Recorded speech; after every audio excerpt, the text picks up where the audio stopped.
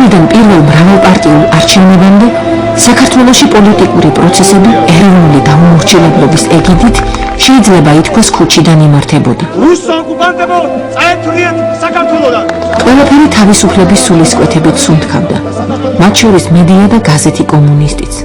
სოციალისტური იდეალებისათვის საჭირო მნიშვნელოვან ღონისძიებებს ეროვნული დამოუკიდებლობისათვის ბრძოლის იდეალები ცვლიდა.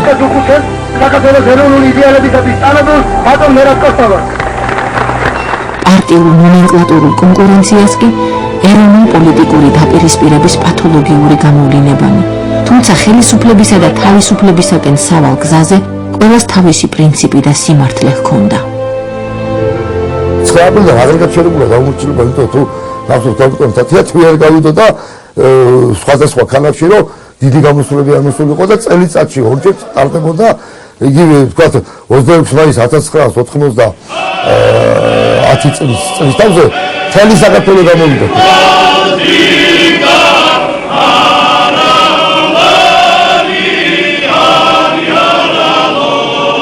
იგივე 9 აპრილის შემდეგ 26 მაისს 1990 წელს არ დარჩა ესე იგი ქალაქი, რაიონი, სოფელი, სადაც არ იყო გამოსვლები და მოუკიდებლობის მოთხოვნა. ამიტომ დაუმორჩილებლობა უკვე შემდგარი ფაქტი იყო.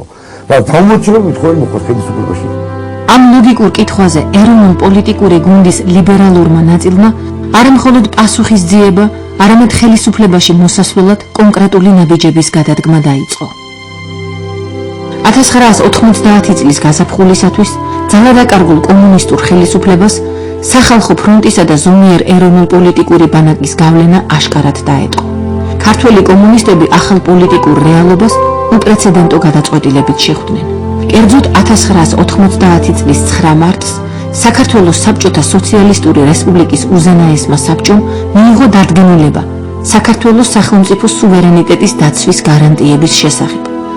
ქართველმა კომუნისტებმა აღიარეს, რომ 1921 წელს საბჭოთა რუსეთის ჯარების მიერ საქართველოს ტერიტორიის დაკავება სამართლებრივი თვალსაზრისით სამხედრო ინტერვენციასა და ქვეყნის ოკუპაციას წარმოადგენდა.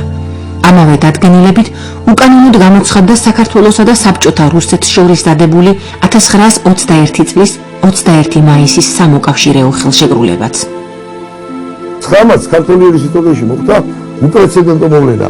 კომუნისტური ხელისუფლების საქართველოს საბჭოთა სოციალისტური რესპუბლიკის უზენაესმა საბჭომ და სხვადასხვა ბატონი უმდრეს მონაწილეობდა ოფიციალური უმაღლესი დონის საკანონმდებლო აქტით თვითონ აღიარა, რომ საქართველოში 21 წელს იყო ოკუპაცია, აღიარა ანექსია და ჩამოთვალა კონკრეტული საბჭოთა ხელშეკრულებები, რომელიც კომუნისტურმა ხელისუფლებამ თვითონ გამოაცხადა ჩვენი ზეწოლით უკანონოდ.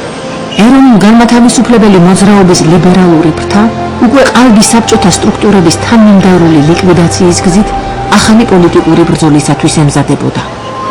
9 მარტის დადგენილების მიმღებმა კომუნისტურმა ხელისუფლებამ 1990 წლის 25 მარტს ახალი უზენაესი საბჭოს არჩევნები დანიშნა.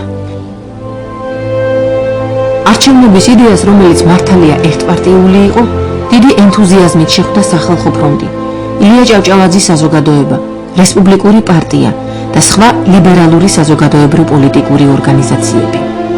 სახალხო ფრონტმა და ზომიერმა ძალებმა გადაწყვიტეს, რომ ამ არჩევნებში მონაწილეობა მიეღოთ. ზომიერები ფიქრობდნენ, რომ კი ეს ერთპარტიული არჩევნებია, კომუნისტური არჩევნებია, მაგრამ მოდით კომუნისტურ უზენაეს საბჭოში რაც უფრო მეტ პატრიოტულად განწყობილ ადამიანს შევიყვანთ და თუ უმრავლესობა პატრიოტების იქნება, მაშინ ის პატრიოტულ ეროვნული ინტერესების გამომხატველ გადაწყვეტილებებს მიიღებს. ეს ულოგიკო განცხადება და ულოგიკო სტრატეგია არ გახლდათ, იმიტომ რომ ბალტიისპირეთში სწორედ ასე წარიმართა მოვლენები. მოსახლეობა ირჩევს პარლამენტს. პარლამენტი ხდება უზენაესი ორგანო, უზენაესი საკანონმდებლო ორგანო და უზენაესი საკანონმდებლო ორგანო წყვეტს ქვეყნის ბედს. აი ამ იურიდიული ფორმით მოხდა საბჭოთა კავშირის დაშლა და ყოფილი მოკავშირე რესპუბლიკების განთავისუფლება. პირველებმა ეს ფორმა გამოიყენეს ბალტიისპირელებმა. შემდეგ გამოიყენეთ ჩვენ. სხვა ფორმა იმპერიიდან რესპუბლიკის გამოსვლისას სხვა იურიდიული ფორმა არ არსებობდა. ბუნებაში არსებობს. არსებობს რა? მაგალითად, შექმნი რაღაც აჯანყების კომიტეტს, მივალ და დავამხობ ხელისუფლებას და დაბრძები მე. ბუნებაში არსებობს ეს. მაგრამ საბჭოთა კავშირში რესპუბლიკაში ეს არ გამოვიდოდა. რესპუბლიკაში ვინც არ უნდა დამჯდარიყო. ჯერ თავისთავად შეუძლებელი იყო დაჯერმა. აგერ მეროპოლკე ეყოფოდა ნებისმიერი შეთქმულების ჯგუფის მიერ განადგურებას. მაგრამ ვინც არ უნდა დამჯდარიყო და რათა გამხარდაჭერას არ უნდა ყოფილიყო რესპუბლიკაში, მოვიდოდა იქიდან დასადე და გათავდებოდა ამ ყველაფერში. გამიგეთ? ესე იგი ამ იურიდიულ ფორმას ალტერნატივა არ ქონდა. რომ გეკითხათ თქვენ იმათვის, ვინც ამბობდა არჩევნები კომუნისტურიო, სხვა რა გზით გავყავოთ რუსები, ეს გეკითხათ. მე გიპასუხებდი. ეროვნულ-პოლიტიკური ბანაკის რადიკალურ ფრთას, რომელიც ჯერ ეროვნული ხსნის კომიტეტის სახით ჩამოყალიბდა და უკვე ლიბერალებთან ცალკე მდგომ ანგარიშგასაწევ პოლიტიკურ ძალას წარმოადგენდა, არა მხოლოდ პასუხი, არამედ თავისი არგუმენტირებული პრეტენზიებიც ჰქონდა. საქართველოში საკუთარ ხელისუფლება იყო ძალმომრეობის, სიცრუის, აგრესიის, ასე ვთქვათ, შედეგი და კომუნისტურ ხელისუფლებას არ ჰქონდა არც იურიდიული, არც სამართლებელი უფლება დაენიშნა დამოუკიდებელი საქართველოს სახელმწიფო არჩევნები. აი იყო ჩვენი პარტიის ძირითადი мотиваცია, რომ ეს არჩევნები უნდა დაენიშნა თვითონ ქართველ ერს და არა მარიონეტულ, ასე ვთქვათ, მორალურად გაცვეთილ და დანაშაულებრივ ხელისუფლებას. ზომიერები და რადიკალების საბოლოო გათიშვა სწორედ აი ამ 25 მარტის არჩევნების გამო მოხდა. ჯერ კიდევ 1999 წლის აპრილის შემდეგ შეიქმნა ეგრეთ წოდებული ეროვნული ხსნის კომიტეტი. ეროვნული ხსნის კომიტეტში გაერთიანდა ყველა რადიკალური ძალა და ყველა მემარჯვენე ძალა. იქ იყვნენ ჰელსინკის კავშირი, ტრადიციონალისტები, ეროვნული დემოკრატები, ეროვნული დამოუკიდებლები, იყვნენ მიხეილ ნანეიშვილის ეროვნული ლიბერალური დემოკრატიული პარტია, ირაკლი შენგელაიას ქრისტიანული დემოკრატიული კავშირი და აი ამ ხსნის კომიტეტმა ზომიერებთან გაწყვიტა კავშირი ყოველგვარი. 31 ოქტომბერს 1999 წლის ბოლოა ილია ჭავჭავაძის საზოგადოებამ, რომელიც მემარჯვენე ძალა იყო, თხოვა განცხადებით მიმართა, რომ მივიღეთო ამ ხსნის კომიტეტში, მაგრამ მას ორჯერ უთხრეს უარი. 1990 წლის 13-15 მარტს ფილარმონიის დიდ საკონცერტო დარბაზში ეროვნული მოძრაობის საგანგებო კონფერენციის ეროვნული ფორუმის დამფუძნებელი სხდომა გაიმართა, სადაც ეროვნული ხსნის კომიტეტმა თვით ლიკვიდაცია გამოაცხადა და საზოგადოებას ეროვნულ განმათავისუფლებელი მოძრაობის ახალი გაერთიანების ეროვნული ფორუმის შექმნის შესახებ აცნობა. ეროვნულ ფორუმში გაწყვეტილი იყო ახლა ჩამოგიტვით. ესე იგი სამ-სამი კაცი იყო ყველა ორგანიზაციიდან. ეს ორგანიზაციები იყო ჰელსინკის კავშირი, ეროვნული დამოუკიდებლობის პარტია, წმინდა ილია მართლის საზოგადოება, ეროვნული დემოკრატიული პარტია, მონარქისტული პარტია, მერაბ კოსტავას საზოგადოება, ხედრიონი და თეთრი გიორგი. აი რა ორგანიზაცია იყო სულ. ფორუმი საბჭოურ სისტემას უკანონოდ აცხადებდა და არსებული რეჟიმის წინააღმდეგ ბრძოლის მთავარ სტრატეგიად ეროვნული დაუმორჩილებლობის გზით საქართველოს დეოკუპაციას მიიჩნევდა. ხოლო ის, ვინც თავისი ორგანიზაციის წესდებას და პროგრამას საბჭოურ კონსტიტუციას მოარგებდა, ეროვნულ განმათავისუფლებელი მოძრაობის გამომხატველად არ ჩაითვლებოდა. ჩვენ ვიყავით ეროვნული განმათავისუფლებელი მოძრაობა. ჩვენ ვითხოვდით საოკუპაციო ჯარის გაყვანას. მაშინ სახელმწიფო ფრონტი მგონი არ ითხოვდა ამ მოთხოვნებს და ვინც არ ითხოვდა, ის საერთოდ არ იყო ეროვნული მოძრაობა. ეროვნული განმათავისუფლებელი მოძრაობა ქვია იმ ადამიანთა გაერთიანებას, ვისთვისაც თავისუფლება და დამოუკიდებლობა არის უპირველესი ამოცანა. და 9 აპრილამდე და 9 აპრილისდან ცოტა ხანი კიდევ საქართველოში სულ არსებობდა რამდენიმე პოლიტიკური პარტია, ვისაც ხმამაღლა ეწერა დამოუკიდებლობა. ეს იყო ეროვნული დამოუკიდებლობის პარტია, ეს იყო ეროვნული დემოკრატიული პარტია, ეს იყო წმინდა ილია მართლის საზოგადოება და ჰელსინკის კავშირი. მე სხვა ორგანიზაციები შეიძლება იყო ვიწრო ჯგუფები, რომელსაც პროგრამაში 9 აპრილამდე ეწერათ საქართველოს დეოკუპაცია, აგრესიის აკვეთა არ მახსენდება. თუ არსებობს ასეთი ორგანიზაციები, მაშინ კეთილი ინებონდა იმ დროინდელი დოკუმენტები დაალაგო. აი, სად უწერია ამ 4 პარტიის გარდა რომელიმე მანამდე არსებულ პარტიას, რომ საქართველოს დეოკუპაცია უნდა მოხდეს. ეროვნული ფორუმის შექმნის ერთ-ერთ მთავარ ამოცანას, ასევე 25 მარტის ერთპარტიული არჩევნების ჩაშლა წარმოადგენდა. ჭანტური ასწიანდებით მიიღეს ასეთი შეიძლება ერთი შეხედვით ითქვას უცნაური გადაწყვეტილებაც, რომ თქვა თუ მოეწყობოდა არჩევნები, ყველა უნდა მისულიყო არჩევნებზე. მოსახლეობა სრულად უნდა გამოცხადებულიყო არჩევნებზე და მათ არა მარტო ეს უარი უნდა გამოეხატათ წერილობით. უნდა შეევსოთ, ნუ ეხლა იქ ქაღალდი იქნებოდა თუ ბიულეტენი, რომ მე გმოფ ამ არჩევნებს და არ ვიღებ მონაწილეობას. ანუ ესე იგი, არჩევნებზე უარის თქმა, ისე კი უნდა მომხდარიყო, რომ ეს სახში ჯდარიყო ამომრჩეველი, არამედ უნდა მისულიყო და იქ დაეფიქსირებინა ეს თავისი პოზიცია. 25 მარტის არჩევნების მთავარი ინტრიგა მისი ერთპარტიულობის გარდა ის იყო, რომ სხვადასხვა ამბიციურ პოლიტიკურ ჯგუფს არჩევნებში მონაწილეობა სახალხო ფრონტის ეგიდით უნდა მიეღოთ, რაც ქართული პოლიტიკური აზროვნებისა და მენტალობის ფონზე თავიდანვე მკვდრად შობილი იდეა გახლდათ. ბალტიისპირელებმა წარადგინეს თავისი სია დეპუტატების და მოიგეს. ეს ერთპარტიული აღარ იყო. ერთპარტიული აღარ იყო.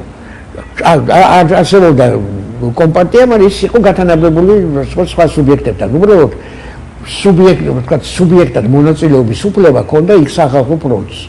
ჩვენს ჰქონდა ეს უფლება. გამიგეთ? მე მაშინ ვეხვეწებოდი, ზვიაცაც ვეხვეწებოდი, ყველას ვეხვეწებოდი. მოდით ეს სია დავაკომპლექტოთ. რამდენად რაციონალური იყო ბატონო არის შეთავაზება, რომ ეროვნული მოძრაობის სხვადასხვა პარტიას, რომელთა ლიდერებსაც თავად ჰქონდათ ხელისუფლებაში მოსვლის ამბიცია, სახალხო ფრონტის სახელითა და მისი ეგიდით მიეღოთ მონაწილეობა 25 მარტის არჩევნებში. არავით არის შეურაცხყოფა არავისთვის ეს არ იყო. დარჩებოდა თავისი პარტიის წევრად, მაგრამ ამ ერთობლივი სიით სახალხო ფრონტის სახელითასო და სახალხო ფრონტის გზით შევიდოდა ამ ბრძოლაში. გარდა მაგისა, მე მაგათ ვეკითხებოდი. შენ მითხარი, აი ახლა ეს არჩევნები რო ჩატარდება. ხო იცი, ამ არჩევნებში კომუნისტები გაიმარჯვებენ. ჩვენ მარტო ამათ ვერ შევებრძოლებით. მithume როცა შენ დადიხარ ქუჩაში და საარჩევნო პლაკატებს მიიღები იქიდან. როცა ქადაგებ იმას ბოიკოტს. კომუნისტები გაიმარჯვებენ. 4 წელიწადი დაძიება ეს კომუნისტები, ხო კიდე? როგორ გონია ამ 4 წელიწადში საქართველოს დამოუკიდებლობა გამოცხადდება?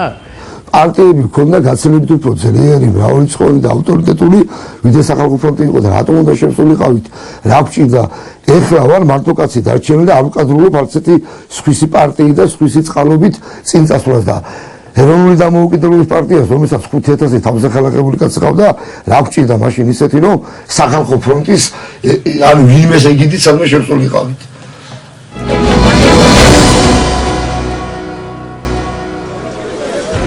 ფორუმში მონაწილე სუბიექტთა მსოფლმხედველობითი და მორალური ერთობის უკანასკნელი შედეგი ის რეზოლუცია გახლდათ, რომლის საფუძველზეც ფორუმზე წარმოდგენილი ძალები საქართველოს მოსახლეობის სახელით 25 მარტის არჩევნებს ბოიკოტს უცხადებდნენ. მე 500 წელიწადი რომ ვიცოცხლო, მე ამ მობოიკოტებს, მე ამ აქციას ვერ ვაპატიებ. მე შემიძლია ჩავთვალე უბრალოდ ასე ვთქვათ გაუგებრობის შეცდომად. ეს მე შემიძლია. მაგრამ ამის პატიება მე არ შემიძლია, იმიტომ ეს არის პირდაპირ წასვლა საქართველოს ინტერესების წინააღმდეგ. პრეტენზიები არის ძალიან სასაცილო. ჩვენ ჩავშალეთ რა ვინმე კი არ დაგვიბია. ჩვენი პოლიტიკა გამოვხატეთ სიტყვერა და თუ ეხლა ჩემს სიტყვას ვერ დამსახურდია სიტყვას გიორგი ჭანტურია სიტყვას მეტი გასავლი აღმოჩნდა საქართველოში ვიდრე 25 მარტის არჩევნების მომხრეებს ეს ჩვენი ბრალი ხო არ არის ჩვენ მეტი ავტორიტეტი ქონდა საზოგადოებაში. ჩვენ როგორ ჩავშალეთ, ჩვენ დავაფიქსირეთ ჩვენი პოზიცია და ქართველებს მოუწოდეთ თუ არ მიიღო მონაწილეობა. ვისაც უნდა და მონაწილეობა მიიღოს, ვინმეს დაუშალეთ არჩევნებში მონაწილეობა. ბატონო ნათაძე იმიტომ არის გაბრაზებული, რომ მაშინ ვინაიდან ჩვენ არ ვიღებდით არჩევნებში მონაწილეობას, პასიური ბოიკოტი რომ გამოგვეცხადებინა, მას მოყავდა უმრავლესობა ხელისუფლებაში და მე ვეღარასოდეს ვეღარ მოიყვანა ხელისუფლებაში. შეიძლება ადამიანებს ამიტომ არის განაცხადებული. ჩვენში უკვე რადიკალური მოძრაობა იმდენად ძლიერი იყო ენერგიულობისა და სხვადასხვა მომენტების გამო, რომ ესე იგი მათი სიტყვა გადამწყვეტი აღმოჩნდა. სამწუხაროდ ზომიერებმა, თუ შეიძლება ასე ითქვას, მე გავიხსენებ ისევ სახალხო ფრონტის ყრილობას, გახსოვთ იქ დატოვეს ყრილობა ინტელიგენციის წარმომადგენლებმა და შოთა ნადირაშვილმა ძლივს დააბრუნა ისინი, არა? კარგით იქ დაბრუნდნენ, მაგრამ ეხლა უკვე აი 90-იანი წლების დასაწყისში, 1990 წლის დასაწყისში ზომიერებმა ფაქტიურად დათმეს ეროვნული სახელმწიფოებრიობის აღდგენისათვის ბრძოლის ველი და იგი რადიკალებს დაუთმეს. აი ეს იყო მთავარი ტრაგედია, მომდევნო ცუდად მანიშნებელი ფაქტი მომდევნო პერიოდში მოსალოდნელი მოვლენებისა. 1990 წლის მარტის ბოლოს საქართველოს უზენაესი საბჭოს რიგარეშე სესიამ ორი დადგენილება გამოიტანა. პირველის შესაბამისად არჩევნები იმავე წლის ოქტომბერში უნდა ჩატარებულიყო, ხოლო მეორე ახალი საბჭოთა რეჟიმისათვის უჩვეულო მრავალპარტიული სისტემის დაშვების შესახები უწყებოდა. ხელისუფლება მიხვდა, არჩევნები ან ჩაიშლებოდა, ან ნახევრად ჩატარდებოდა. და ამიტომ თითოეულმა 20 მარტს გამოიტანა დადგენილება, გუმბარიძე დათანხმდა რადიკალების წინადადებას, უბრალოდ გამსახურდიას წინადადებას, რომ დაენიშნა მომდევნო ოღონდ მრავალპარტიული არჩევნები.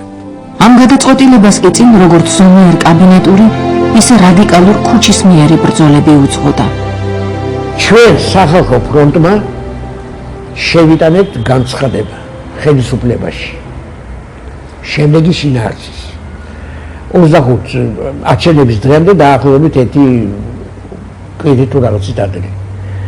საბჭოთა კავშირის კონსტიტუციაში გაუქმდა მუხლი ნომერი 6, რომელიც ამბობს, რომ კომპარტია არის საბჭოთა კავშირის ხელმძღვანელი ძალა. ეს გვაძლევს შესაძლებლობას ანალოგიური მუხლი ამავე ნომრის საქართველოს კონსტიტუციაში გავაუქმოთ. ისე რომ ამის გამო რუსეთიდან დარტყმა არ მოგვაყენო, ხო? ამიტომ ექსპარტიული არჩევნების ჩატარება ხდება აბსურდი, უნიადაგო, გავაუქმოთ ეს მუხლი და ჩავატაროთ საქართველოში 25 მარტის არჩევნების მაგალითად ჩავატაროთ ახალი არჩევნები მრავალპარტიული სისტემით. სახალხო ფრონტმა მიეცით ეს. ეს აზრი პირადად მე გამიჩნდა, არავის ეს ჩემთვის არ უკარნახია. ასე რომ, ამ შემოგდებულად მე ვერანაირად ვერ ჩავთვლი ამას. და სამი დღე იფიქრეს. და მე დამინეკა ბაჟა გურგენიძე იყო ცეკას მესამე მდივანი. მე მას ვიცნობდი კარგად, იმიტომ რომ ინგლოების საქმეს ვაკეთებდი, გვეხმარებოდა ხოლმე ძალიან ეს ბაჟა გურგენიძე. გილოცავ თუ თქვენ წინადადება მიღებულიო. შეწყვეტა სანამდე არ აპირებს, სანამდე ის საარჩევნო კანონი არ გამოქვეყნდება, სუსტად წინა საარჩევნო კანონი პრესაში არ გამოქვეყნდება და ბატონი გივი გუმბარიძე არ ჩამობრძანდება აქ სამტრედიაში და ჩვენთან არ გამართავს დიალოგს და არა მარტო გუმბარიძის ხელისუფლებაზე ზემოქმედების მოსახდენად კი ბლოკმა მრგვალი მაგი და თავისუფალმა საქართველომ ზვიად გამსახურდიას ხელმძღვანელობით სამტრედიის სარკინიგზო ხაზი გადაკეტა. ეს კავკასიის უმნიშვნელოვანესი მაგისტრალი იყო. ამდენად მატარებლების მიმოსვლა თბილისიდან როსტოვამდე შეჩერდა. სომხეთი კი სრულიად ბლოკირებული აღმოჩნდა. ზვიად ალბათ გიფიქრიათ რა შედეგები შეიძლება მოყვეს პარალიზებას ესეთი საკვანძო ხაზზე როგორც სამტრედია. კი, როგორ არა, ამაზე ნაფიქრალი გვაქვს ის რაც შეეხება იმ განცხადებებს თავრობისა, რომ ჩვენ ახლა დავიქცევით ეს 3 დღე თუ გაჩერდება რკინიგზა, მინდა მოგახსენოთ ამის პასუხად ის, რომ არც უსახია, მაინც არც პროდუქტია, არც ბენზინია და დემაგოგიურია მხოლოდ თავრობის განცხადება, რომელიც ხალხის იმაზე ცდილობს გრძნობებზე იმოქმედოს და ხალხის ისეთი შტაბ-ბილება შეიქმნას, თითქოს ამ რკინიგზის გაჩერებით ყველაფერი იქცევა და ეკონომიურად ინგრევა ისედაც ჩვენი სახელმწიფო. ეს არა და ის რომ ხალხს რაღაცა სიძნელეები შეექმნება, ეს არის ნამდვილად ასია, მაგრამ როდესაც იბრძოდა ქართველი ერი ყოველთვის ხვლით იბრძოდა თუ როგორაც იბრძოდა ყოველთვის ქართველი ხალხი რაღაცა მსხვერპლს იღებდა. ეხლაც ქართველი ხალხი მზად არის იმისათვის და ქართველ ხალხს ესმის იმდენ რომ როდესაც ასე ბრძოლა მიდის, სამგრო სასიცოცხლო ბრძოლა მიდის, რაღაცა ცოტა მატერიალურ მოთხოვნებზე შეიძლება გაჭირვების გადატანა მოგვიწევს და ამ გაჭირვებას ალბათ ჩვენ კიდევ ბევრჯერ შევხვდება ასეთი გაჭირვება და უნდა გადავიტანოთ და უნდა გავუძლოთ. ასე გვარგუნა ღმერთმა და ჩვენ ამ ბრძოლაში გამარჯვებულები უნდა გამოვიდეს. ამ აქციაში ჭანტურია წერეთლის რადიკალურ ფრთას მონაწილეობა არ მიუღია. ამ სიტყვების ჩვენ უნდა გვეშინოდეს, რადგანაც ის სტრუქტურები სამტრედიაში რკინიგზა გადაიკეტა, ჩვენ შორის უკვე სამწუხაროდ ზვიად გამსახურდია და მგვალი მაგი და ცალკე ფლანგი იყო, ცალკე მიმართულება იყო და ჩვენ უკვე ცალკე მიმართულება ვიყავით. და ჩვენ მაგ სამტრედიის რკინიგზის გადაკეტაში მონაწილეობა, ანუ მოთხოვნა არ იყო სამტრედიის რკინის გადაკეთვის, საქართველოს დამოუკიდებლობა და რუსეთის ჯარის გაყვანა.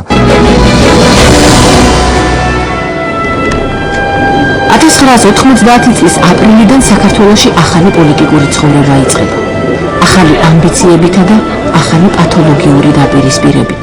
მრავალპარტიული არჩევნების დანიშვნის შემდეგ ძლიერ გამსახურდია და მისი მხარდამჭერი ორგანიზაციები საკუთარ ტაქტიკურ ორიენტაციად ზომიერ მიმართულებას ირჩევენ. ამდენად ფორუმში მისა და ჭანტურია წერეთლის პოლიტიკურ არჩევანს შორის როგორც მსოფლმხედველობითი, ისე მორალური წინააღმდეგობა გაჩნდა. რადგან მეორე ბანაკი, მომავალში კონგრესმენები მრავალპარტიულ არჩევნებსაც ბოიკოტს უცხადებდნენ, რადგან ის კვლავ კომუნისტების მიერ იყო დანიშნული. რა თქმა უნდა, და ათომ მასებში ხალხი შეუნა მივიტანოთ თუ რა გზით მიდის საქართველოს ეროვნული მოძრაობა და ის რასაც სიტყვაზე თქვა ობილატელი განხეთქილებად ნათლავს, კიკლაობად ნათლავს, რომ სინამდვილეში ეს არ არის განხეთქილება და კიკლაობა, ეს არის ძალიან სერიოზული ბრძოლა იმისთვის თუ რა გზით წავიდეს ეროვნული მოძრაობა. ბატონო ირაკლი, რა მიზანს ემსახურებოდა ეროვნული კონგრესის შექმნა? ჩვენ ვამბობთ, რომ არჩევნები დავნიშნოთ ჩვენ, მოვიწვიოთ ეროვნულობა და დავნიშნოთ ჩვენ და გარკვეული ნაწილი ამბობდა, რომ არჩევნები დანიშნოს კომუნისტურმა ხელისუფლებამ. აი ამაში ვერ შევთავაზოთ, თორე არანაირი განსხვავება სხვა საკითხებში, რუსი ჯარი უნდა გავიდეს საქართველოსთან, საქართველოს უნდა აიჩიოს ევროპული და ცივილიზებული დასავლეთის თერმის მოკავშირეებს, მე ამაზე არ უნდა მოკამათებოდა. 1990 წლის 24 აპრილს ეროვნული ფორუმის უკანასკნელ სხდომაზე რადიკალთა ბანაკში არამხოლოდ სიტყვიერი, არამედ შეიარაღებული კონფლიქტი მოხდა. ეს იყო პირველი ნიშანი მომავალი ძმათამკვლელი დაპირისპირებისა, რომელიც უახლეს ისტორიაში იმელის ინციდენტის სახელით შევიდა. მაშინ ერთმანეთს მხედრიონისა და მომავალში მრგვალი მაგიდის მხარდამჭერი, ასევე შეიარაღებული დაჯგუფების თეთრი გიორგის წევრები ესწროდნენ. იმიტომ რომ აი ამ სროლაში ძლიერ გამსახურდია დასვა მხედრიონის ფორუმიდან გაყვანის საკითხი. არა მარტო ძლიერ, ჩვენ წავედით უფრო შერიგებისკენ და ეს გადამგდეს კატეგორიული ზომა არ მივიხედა. არ უნდა შეიარაღებული ფორმირება რა ყოფილიყო. შეიარაღებული ფორმირება მას ყავდა იგივე თქვათ თეთრი გიორგის და მისი მოკავშირეები. და შეიარაღებული ფორმირება ახლა როგორ იყო, იცი რომ ზოგადად გამსახურდია პრინციპში ამ საკითხში მე არ მომჩნევა. შეცდომა დავიშვა, ზოგადად გამსახურდია უკვე ყველაფერს აკეთებდა იმისათვის რომ იმ მოძრაობას, რასაც ის როგორც ლიდერი წარმოადგენდა, საზოგადოების თვალში რამე ჩირკი არ მოწყებოდა. და დამეთანხმეთ რა, როცა ადამიანები ერთმანეთს ესწრიან, ეს თავისთავად უნდა ჩანს საზოგადოებაში. მithumetes ჩვენ მე მივეჩვიეთ სროლებს და ბათქაბუდეს. ეს იყო პირველი დასრულება. მაშინ, როდესაც საქართველოს მოსახლეობის უმეტეს ნაწილს გულუბრყვილოდ სჯეროდა, რომ ქვეყნის მთავარი უბედურება მხოლოდ რუსეთის საოკუპაციო ჯარი და კომუნისტური რეჟიმი იყო, ეროვნული ფორუმის რადიკალურ ჯგუფებში საქართველოს უახლესი ისტორიის ყველაზე საშიში და არასასურველი პროცესები იწყებოდა. 24 აპრილს, როდესაც აი სროლა მოხდა იმელთან, გამოვიდა გამსახურდიას მომხრე 4 პარტია ეროვნული ფორუმიდან, ეს იყო ჰელსინკის კავშირი, ტრადიციონალისტების კავშირი, სხვა შორის მონარქისტული პარტია თავდაპირველად თემურ ჯოჯოლიანი ამად გამოყვა და კიდევ იყო რაღაც მეოთხე ორგანიზაცია, რომელმაც შექმნეს 12 მაისს აი ცნობილი მრგვალი მაგიდის გაერთიანება. 4 პარტიისაგან შედგებოდა, რომელმაც საბოლოოდ აირჩია მრავალპარტიული არჩევნების ბალტიის პირველი გზა. ამავდროულად ფორუმში დასჯენილი ჭანტურია წერეთლის ფრთა ქართველი ერიზნების ერთადერთ გამომხატველ ორგანოს, საქართველოს ეროვნულ კონგრესს ქმნიდა. ძლიერ გამსახურდიას ფრთას უპირისპირდებოდა და პარალელური არჩევნებისთვის ემზადებოდა. აღარ კომუნისტურმა ხელისუფლებამ თვითონ აღიარა თავისი უკანონობა, თავისი წარმომავლობის დანაშაულებრიობა, იმიტომ რომ ოკუპაცია, ანექსია, ინტერვენცია უწოდა საქართველოში საბჭოთა ხელისუფლების დამყარებას. ძლიერ გამსახურდიას როგორც პიროვნებას და მის გარემოცვას გაუჩნდა რეალური სამსჯერო გამختარიყო საქართველოს ხელისუფლება და სულელი იყო თქვა არჩევნებში მონაწილეობაზე უარი. კრემლიდან მოვლენებს კვლავ გულგრილობის მიღმით აკვირდებოდნენ. მაშინ პროცესები ქართულ ცნობიერებაში მწიფდებოდა და იმპერიის ანალიტიკური სამსახურებიც მის მანკიერ განვითარებას ხელს არ უშლიდნენ. თანდათან თვალნათლივ იკვეთებოდა პირველი ნიშნები ანარქიისა, შესაფერისი მენტალობისა და წარსულის მქონე ადამიანები, რომელთაც არც საქართველოს დამოუკიდებლობა აინტერესებდათ და არც მისი სახელმწიფოებრიობა. იზრდებოდნენ და იარაღდებოდნენ შიდა კონფლიქტების აღკვეთის საბაბით შექმნილი ჯგუფურ კორპორაციული უკანონო შეიარაღებული ფორმირებანი. იარაღის ჟღარულმა ძალიან ბევრ გამოშტერებულ ქართველს შეუქმნა ის ილუზია, რომ ამ იარაღით შეიძლება დიდი საქმის კეთება.